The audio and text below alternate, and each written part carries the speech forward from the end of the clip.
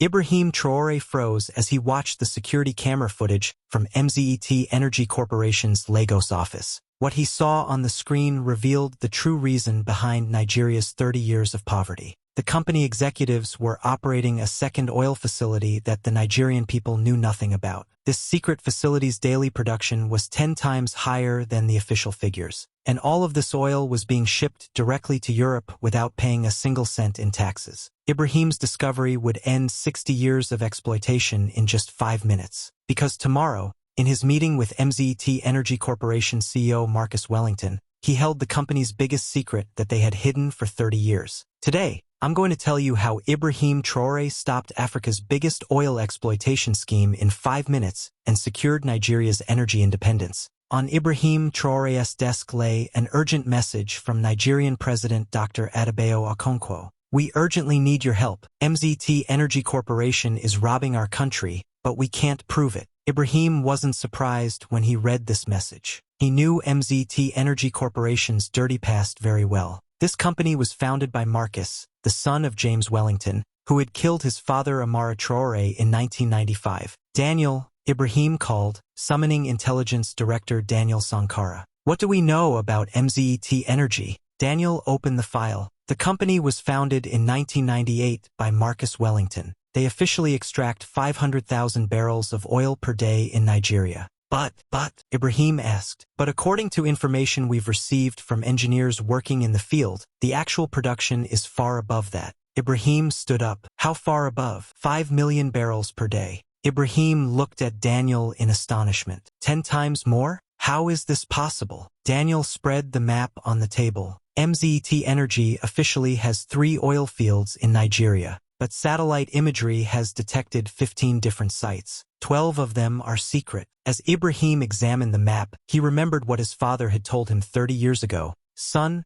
oil is not just where it's extracted, but where it's hidden. The Wellington family doesn't just steal Africa's oil, they also hide it." "Daniel, where does the oil from these secret fields go?" Daniel opened his computer. Here's the most surprising part. MZET Energy has built 5 massive oil storage platforms off the coast of Nigeria. These platforms don't exist in official records. The satellite images that appeared on the screen shocked Ibrahim. In the middle of the ocean, there were giant oil storage tanks. Each one was the size of a football field. "How much oil is in these tanks?" Ibrahim asked. "Approximately 50 million barrels. Nigeria's 6-month production." Ibrahim understood the seriousness of the situation. MZET Energy wasn't just stealing oil. They were also making Nigeria appear to be experiencing oil shortages, manipulating global oil prices in the market. "How does this oil appear in the records as purchased from whom?" Ibrahim asked. Daniel opened the 3rd file.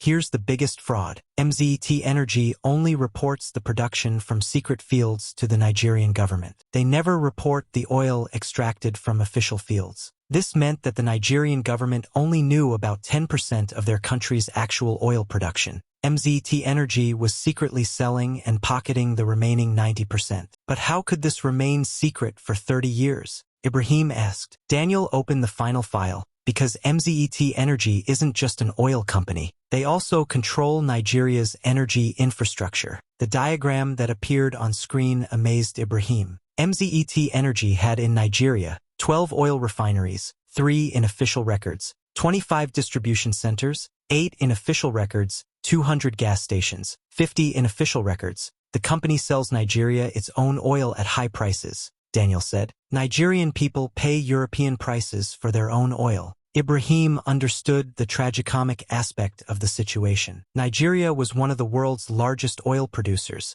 but its people waited in gasoline lines. Because MZET Energy was stealing 90% of the country's oil and selling it abroad. Ibrahim had gathered enough evidence, but he wanted to understand the full scope of the operation. He called his top analyst, Sarah Awadrogo. "Sarah, I want you to analyze MZET Energy's global operations. Are they doing this only in Nigeria?" 3 days later, Sarah returned with shocking findings. "Mr. President, MZET Energy operates similar schemes in 8 African countries. They've stolen approximately $950 billion worth of oil from Africa over 30 years. The affected countries were Nigeria, $500 billion Angola, $200 billion Gabon, $150 billion Equatorial Guinea, $100 billion. Ibrahim realized this wasn't just about Nigeria. MZET Energy had been systematically looting Africa's oil resources for 3 decades. Sarah, what's their long-term strategy? Sarah opened her final report. According to documents we've obtained, MZET Energy plans to control Africa's energy infrastructure for the next 100 years. They want to make African countries permanent energy slaves. The plan was diabolical. First, steal all existing oil reserves. Then, force African countries to accept MZET Energy's alternative energy projects when their reserves appeared depleted. Finally, control all energy infrastructure permanently. To fully understand the situation, Ibrahim sent a covert investigation team to Nigeria. The team was led by experienced agent Sarah Ouedraogo. Sarah's mission was to infiltrate MZET Energy's Lagos headquarters and obtain the company's real records. The operation lasted 3 nights. Sarah entered the building with the identity of the company's accounting director. Her goal was to find the company's actual oil production figures and sales records. On the second night, Sarah found a secret file called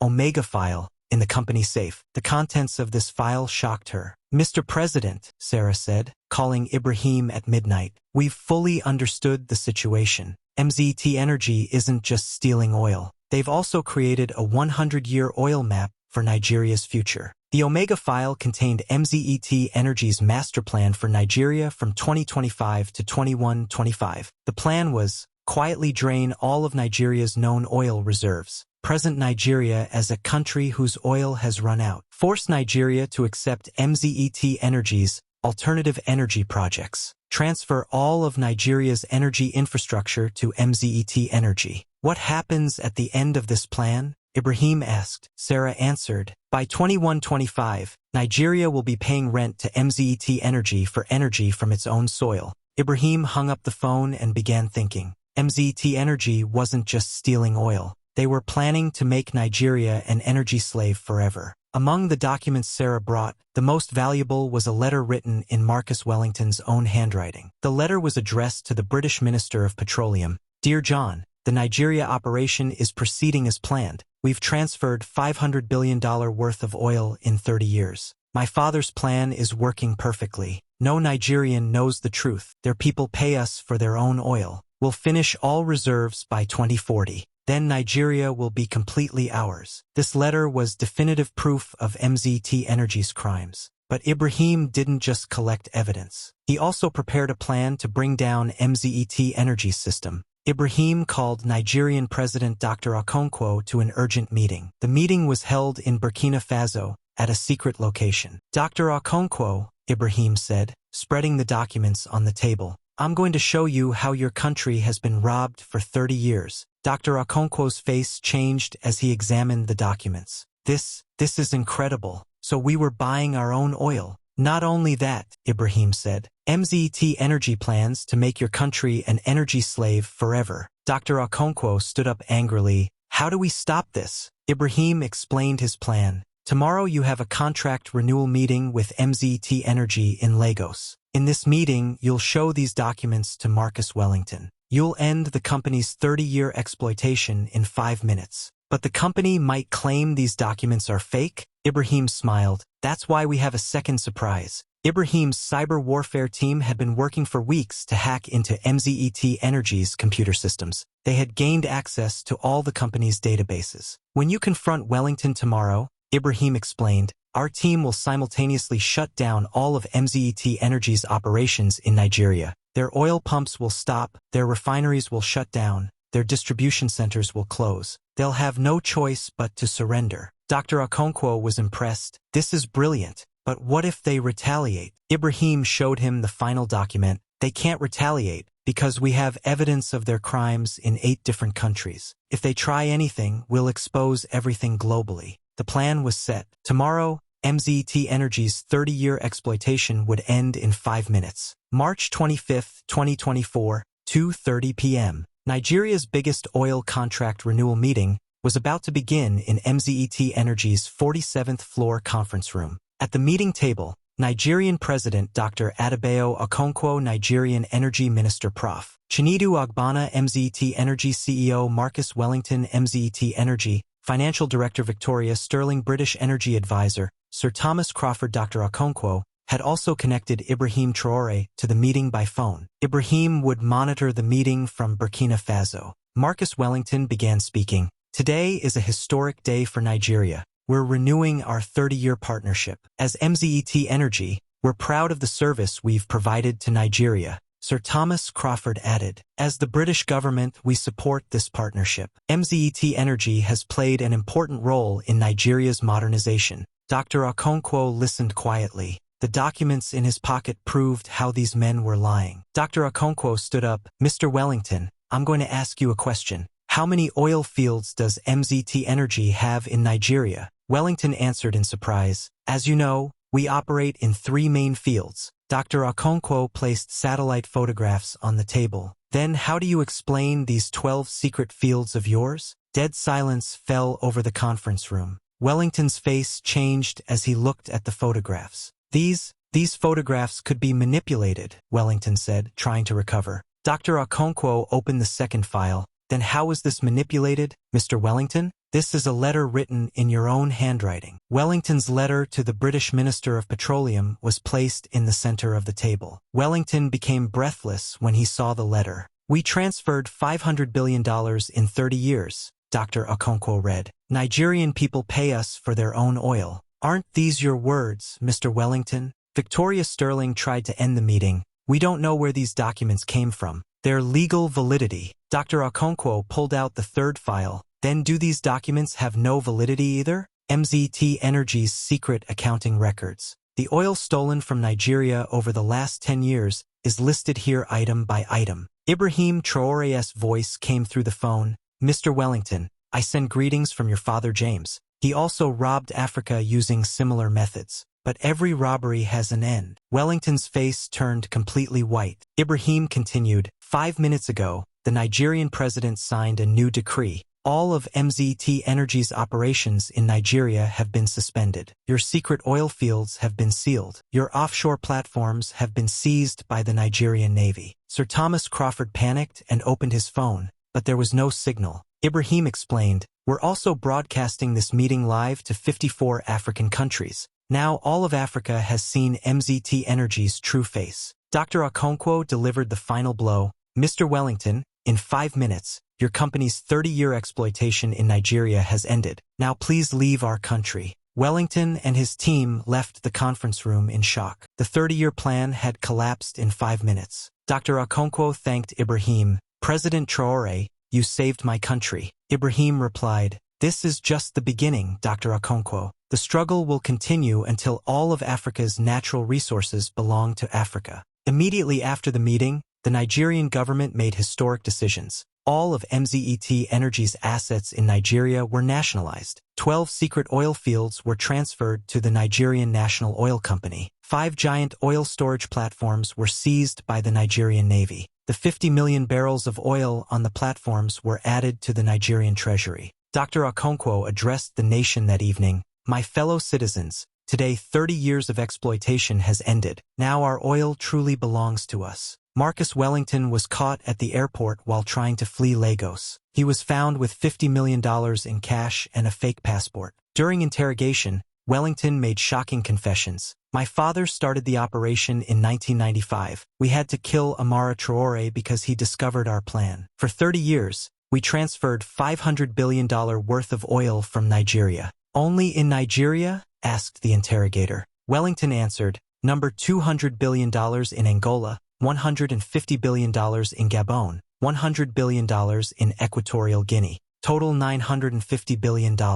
This confession revealed the biggest robbery scandal in African oil history. Ibrahim Traoré's move created a domino effect across Africa. Angola, MZET Energy's secret fields in Angola were closed. Gabon, all company assets were nationalized. Equatorial Guinea, MZET Energy was banned. Chad, similar investigation was launched. Cameroon, company operations were suspended. Within a week, MZET Energy's 30-year empire in Africa collapsed. The change in Nigeria's oil revenues was astonishing. Before, March 2024 $2 billion monthly after, April 2024 $20 billion monthly, Dr. Okonkwo explained. For 30 years, we were only getting 10% of our oil revenue. Now we get 100%. With this additional revenue, the Nigerian government planned to build 10 new universities, started a free healthcare system, implemented projects that would create job opportunities for 5 million people, renovated the electricity infrastructure nationwide at Ibrahim Traoré's suggestion.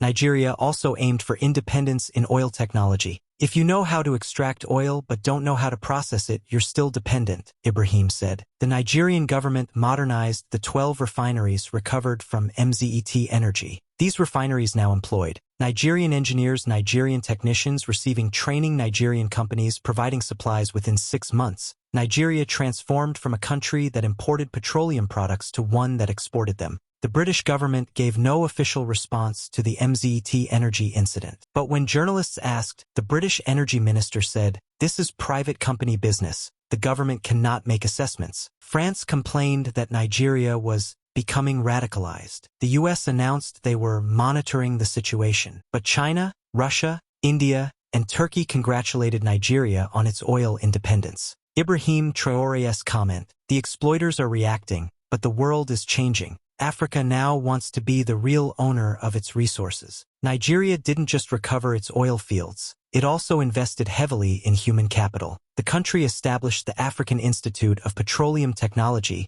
using MZET Energy's former headquarters. The institute's curriculum included advanced petroleum engineering, refinery operations and management, geological survey techniques, energy economics and policy, environmental protection in oil extraction. Within the first year, 2,000 young Africans enrolled in various programs. Students came from 20 different African countries, creating a new generation of African energy experts. Dr. Aminata Kone, the institute's director, explained the vision. For too long, Africa has exported its raw materials and imported finished products. We're training young Africans to add value to our resources before they leave our continent. 3 months after Nigeria's success, Ibrahim Traoré launched a new project, the African Oil Union. Countries joining this union: Nigeria, 5 million barrels daily production; Angola, 3 million barrels daily; Gabon, 1 million barrels daily; Equatorial Guinea, 500,000 barrels daily; Chad, 400,000 barrels daily;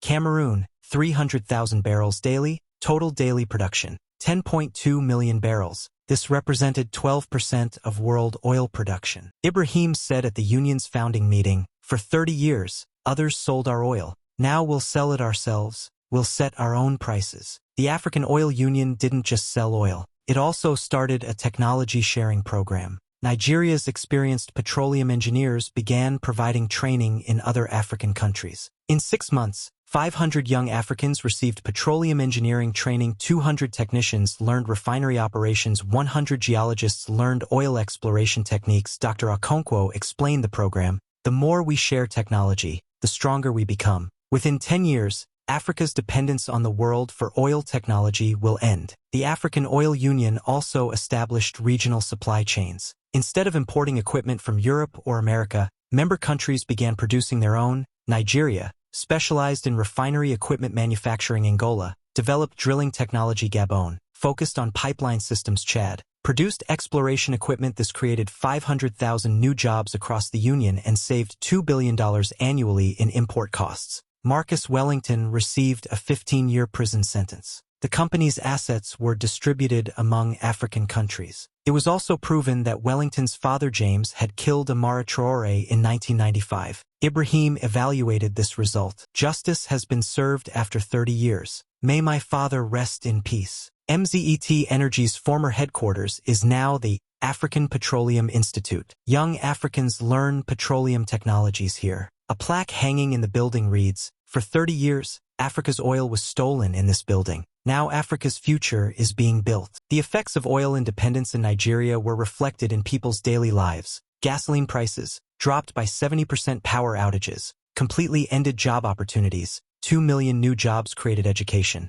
1,000 new schools opened with oil revenues, healthcare, 500 new hospitals built. Lagos taxi driver Emeka said, "For 30 years we waited in gasoline lines. We had our own oil but couldn't find gasoline. Now we understand we were always deceived." Unlike MZET Energy's environmentally destructive practices, the new African-controlled oil operations prioritized sustainability. All new oil fields used advanced environmental protection technology. 20% of oil revenues were dedicated to renewable energy development. Reforestation programs were implemented in former drilling areas. Local communities received compensation and environmental cleanup. Dr. Wole Soyinka, Nigeria's environmental minister, explained, "We're not just taking back our oil, we're taking back our responsibility to future generations. African oil operations will be the world's most environmentally responsible." The success story became part of school curricula across Africa. Children learned about the importance of resource sovereignty, how to identify and prevent economic exploitation, the value of African unity and cooperation, technology and innovation in resource management. A 12-year-old student in Lagos, Chioma Adebayo, said in her essay, "My grandfather's generation was told they needed foreign companies to extract their oil. My generation knows that Africans can do anything if we work together." March 25, 2024, wasn't just a date. It went down in history as the day Africa's energy independence movement began. In a 5-minute meeting, 30 years of exploitation had ended. But more importantly, it led to the awakening of Africa's consciousness of claiming its resources. Ibrahim Traoré evaluated that day, "My father discovered MZET Energy's plan 30 years ago but couldn't prove it. Today we got his revenge." The lessons to be learned from this event were very important. 1. Transparency. Nigeria didn't know its real oil production for 30 years. African countries must fully control their resources. 2. Technology. Just owning resources wasn't enough. They also needed the technology to process them. 3. Unity. If Ibrahim Traoré had acted alone, he might not have been able to stop MZET Energy. African countries needed to act together. 4. Determination. Ending 30 years of exploitation in 5 minutes required strong will and the right strategy. Since this story was told, MZET Energy was completely expelled from Africa. Nigeria's oil revenues increased tenfold. 5 African countries achieved similar successes. The African Oil Union became a voice in the global energy market. Dr. Okonkwo made his assessment a year later. MZET Energy deceived us for 30 years. We were buying our own oil from them. Now we sell oil and buy gasoline. After Nigeria's success, Ibrahim Traoré set bigger goals. We secured oil independence in Nigeria. Now we'll secure energy independence for all of Africa. Cobalt, lithium, uranium, gold, all of Africa's natural resources will serve Africa. This goal wasn't just a dream, because the Nigeria example had given courage to other African countries too. The change that began in the 5-minute meeting continues to shape Africa's future. Young Africans now know the value of their own resources. Petroleum engineering,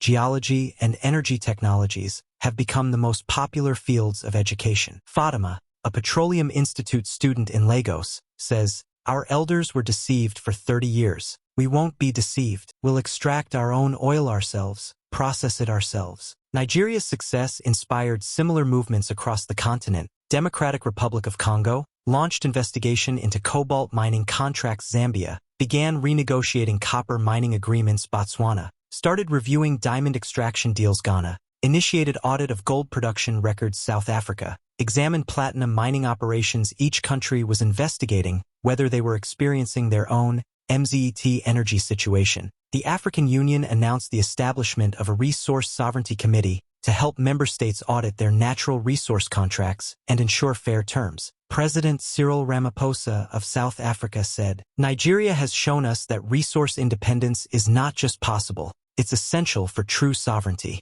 Ibrahim Traoré's victory over MZET Energy wasn't just the defeat of one company. This was Africa's reckoning with colonial mentality. This was Africa claiming its own resources. This was a giant step Africa took toward real independence. 30 years of exploitation ended in 5 minutes. But these 5 minutes also changed Africa's next 30 years. In Ibrahim Traoré's words, "Independence is not just changing flags. Independence is controlling your own resources yourself. Today we achieved this in Nigeria. Tomorrow we'll achieve it in all of Africa." MZET Energy's 30-year plan collapsed in 5 minutes. Because no exploitation plan can withstand the determination of an awakened people. Africa is waking up, and no one can stop it now. This story teaches us, even the biggest exploitations can end in 5 minutes with the right information, strong will, and unity. Because real power is not in resources, but in the will to control those resources. And Africa's will no longer asks anyone's permission. The era of resource colonialism is ending. The era of African resource sovereignty has begun.